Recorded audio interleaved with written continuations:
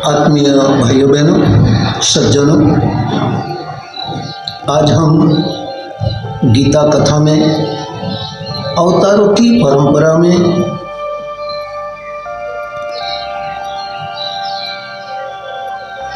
भगवान परशुराम के अवतार के बारे में जानेंगे। भगवान ने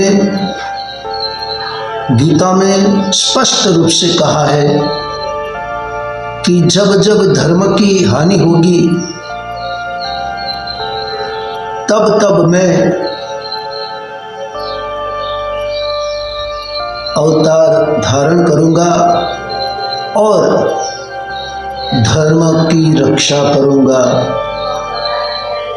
भाइयों बहनों, आज हम देखते हैं, वर्तमान परिस्थितियों को देखते हैं कि आज अनाचार, अत्याचार, अनीतियां बढ़ रही है, पनप रही है और पूरी मानवता इस अनीतियों से, अत्याचारों से, अनाचार से ग्रसित होकर त्राहिमाम हो रही है। तब भगवान ने कहा कि मैं धर्म की रक्षा के लिए, सज्जनों की रक्षा के लिए, संस्कृति की रक्षा के लिए अवश्य अवतार धारण करूंगा। हमने पिछले वीडियो में देखा कि भगवान ने मत्स्यावतार, वराह अवतार, नृसिंह अवतार, वामन अवतार और ये परशुराम अवतार धारण करके धर्म को जीवंत और जागृत रखने के लिए भगवान ने परशुराम अवतार लिया। कहा गया है, धर्म में, शास्त्रों में उल्लेख किया गया है कि ब्राह्मण का कर्तव्य है धर्म की रक्षा करना, धर्म का प्रचार करना। किंतु कई बार ऐसी परिस्थितियां सामने आती है कि वो ये प्रचार करने में, धर्म का प्रचार करने में असमर्थ रहता है। तब ब्राह्मण का धर्म होता है कि अनाचारी शासन का उन्मूलन करे। जैसे चाणक्य ने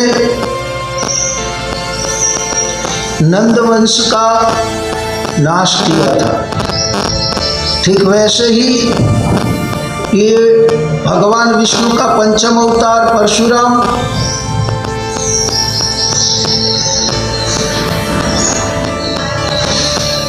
की कहानी आज सुने, कथा सुने, उसके पूर्व आइए गायत्री मंत्र एक साथ, एक स्वर में हम साथ साथ बोलेंगे।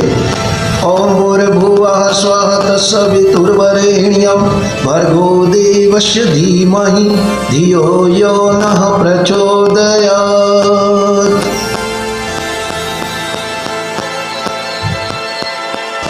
कहानी आती है कि सहस्त्रबाहु नामक एक प्रचंड शासक था। कहते हैं कि उसकी दो भुजाओं में सहस्त्र भुजाओं के समान सामर्थ्यवान थी और अपने दर्प के आगे वह किसी की शिक्षा नहीं सुनता था। महर्षि जमदग्नि ने उसे सन्मार्ग पर चलने और नीति युक्त शासन करने के लिए समझाया तो उल्टा वो क्रुद्ध होकर उनको मृत्यु के घाट उतार दिया। तपस्वी परशुराम बालक थे तो भी उनमें मानवीय चित्त, स्वाभिमान एवं मन्यु मौजूद था। वे जानते थे कि अनाचार का प्रतिरोध करना मनुष्य का अत्यंत पवित्र धर्म कर्तव्य है। इसीलिए उन्होंने निश्चय किया कि वे भले ही स्वल्प साधन संपन्न हो, अनीति युक्त शासन की जड़ काटकर रहेंगे। अन्याय का सहन करना पाप से सहयोग करने एवं उसे बढ़ावा देने के समान है। प्रतिरोध न करने से अन्यायी की हिम्मत बढ़ती है और वह दुने चौगुने साहस के साथ अपनी सफलता पर गर्व करता हुआ अनीति में प्रवृत्त होता है। इसीलिए शास्त्र ने अनीति सहने वाले को अनीति करने वाले की तरह ही पापी माना गया है। परशुराम जी धर्म के इस धर्म को भली प्रकार जानते थे, इसीलिए उन्होंने संसार में फैले हुए अधर्म को दूर करने की भगवान की प्रतिज्ञा को पालन करने के लिए कार्य करना प्रारंभ किया और भगवान परशुराम का प्रचंड परशु तेज दीप्तिमान हुआ। उन्होंने अन्यायी शासन से युद्ध किया, समस्त भूमंडल में धर्म राज्य की स्थापना का लक्ष्य पूरा कर दिखाया। पुराणों की कथाओं के अनुसार अब तक 21 बार भगवान परशुराम ने अनीति युक्त शासन से प्रजा को मुक्त करके धर्म राज्य की स्थापना की है। अब जबकि कई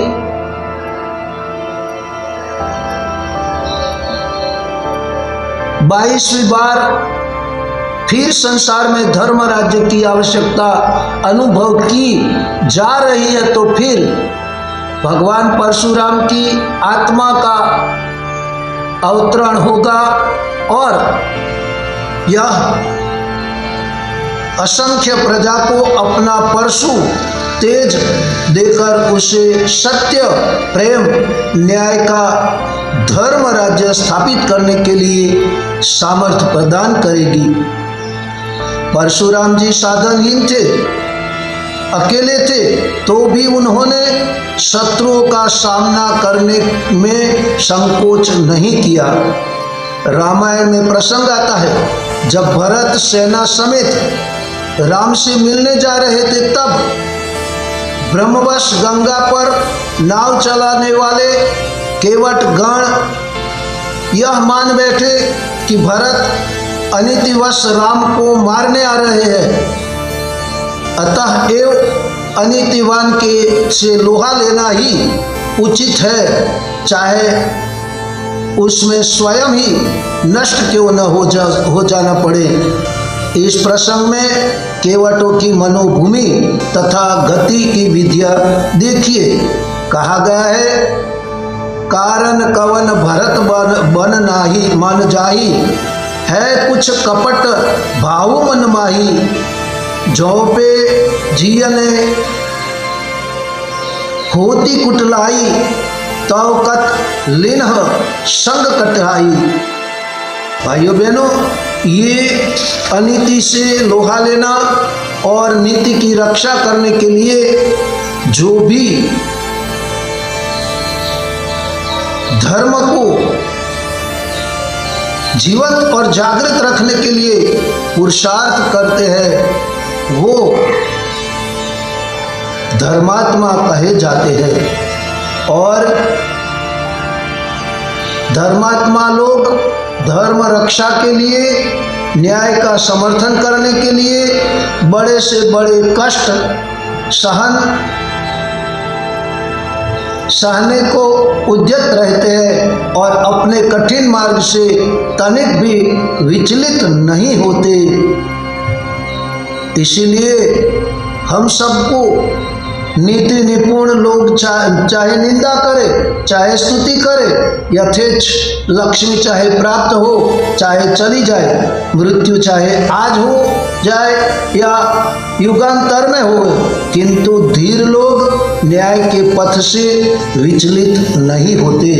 भाइयों बहनों, ये गीता कथा में परम पूज्य गुरुदेव पंडित श्री राम शर्मा आचार्य जी हमें ये परशुराम भगवान के अवतार में यही बताते हैं कि हम सबको धर्म के लिए, न्याय के लिए, नीति के लिए रक्षण करना चाहिए। चाहे उनमें हमें जो भी कष्ट कठिनाइयाँ सहन करनी पड़े या तो हमारा बलिदान देना पड़े, तो भी हमें विचलित नहीं होना चाहिए। यही ये धर्म की सीख है, यही ये परशुराम अवतार की हमें सीख है। तो आइए आज हमारा धर्म, हमारे नीति, न्याय, निर्धारण, अनुशासन और मानवता आज कराह रही है, तब हमारा कर्तव्य है कि हम भी धर्म की रक्षा के लिए, मानवता की रक्षा के लिए हम अपने से जो भी बन पड़े वो कर गुजरे और हमें ये जीवन मिला है उनको सार्थक बनाए। इसी भाव के साथ भाइयों बहनों, ये परशुराम जी की ये अवतार प्रक्रिया आपको अवश्य पसंद आई होगी, तो आप हमारे वीडियो को शेयर करें, लाइक करें, सब्सक्राइब करें और आपके मित्र मंडल तक, स्नेही स्वजनों तक पहुंचाकर धर्म की रक्षा के लिए, संस्कृति की रक्षा के लिए आप आगे आए। इसी भाव के साथ जय श्री कृष्ण।